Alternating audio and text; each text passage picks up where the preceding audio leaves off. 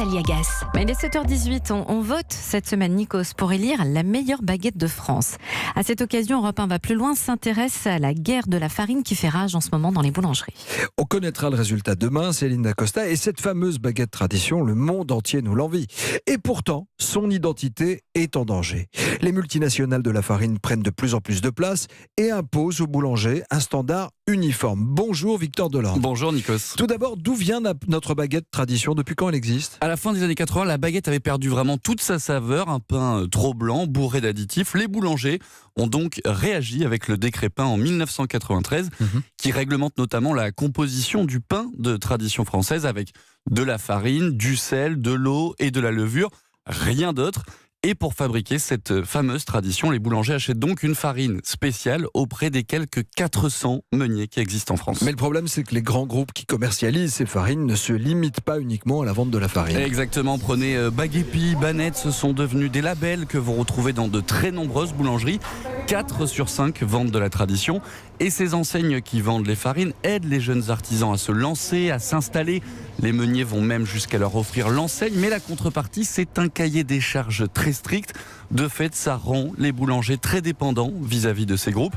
Bernard est boulanger depuis 40 ans, dont les 25 derniers à vendre des traditions. Et aujourd'hui, il ne pourrait absolument plus s'en passer.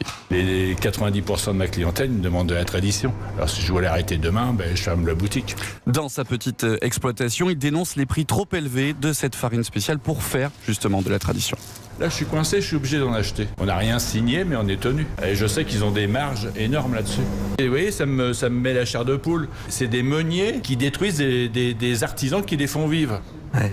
Mais que répondent les grandes enseignes de la farine, Victor, quand on leur dit qu'elles étranglent les boulangeries françaises? On a entendu le témoignage. Elles répondent qu'elles font beaucoup pour la filière. C'est de l'aide, de l'accompagnement, à entendre Benoît Grison, directeur commercial et marketing des moulins soufflés qui détiennent notamment Baguepi. C'est à nous de les accompagner, leur proposer à la fois les bons produits, les bons services et également la capacité à pouvoir racheter une boutique ou changer de boutique ou de mettre effectivement le pied à l'étrier dans sa première boutique.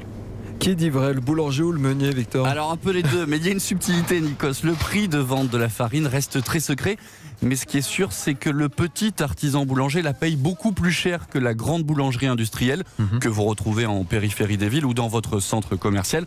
Or, les grands groupes de farine investissent massivement dans ces boulangeries industrielles. Christophe Zunik est un pionnier de la baguette artisanale. Il est reconnu pour faire sa farine lui-même. Formateur, auteur également d'un ouvrage Maîtrise et secret du pain. Il a vu l'offensive des grands groupes de farine opérer au début des années 2000.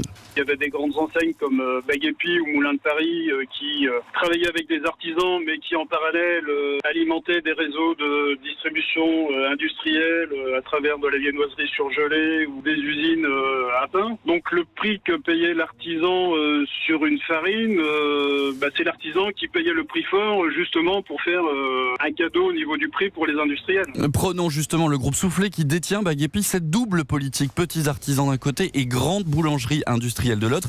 Ça lui permet de peser aujourd'hui plus de 4 milliards d'euros de chiffre d'affaires. Voilà pour le constat, sauf qu'aujourd'hui, Nikos, un retour à l'authenticité est en train de s'amorcer. C'est le consommateur qui le réclame dans les centres-villes. On voit apparaître de plus en plus de maîtres boulangers qui excellent dans l'art de la farine et qui assurent le processus de fabrication de la baguette de A à Z, quitte à s'affranchir des labels. Mais là, aucune aide à l'installation d'un meunier.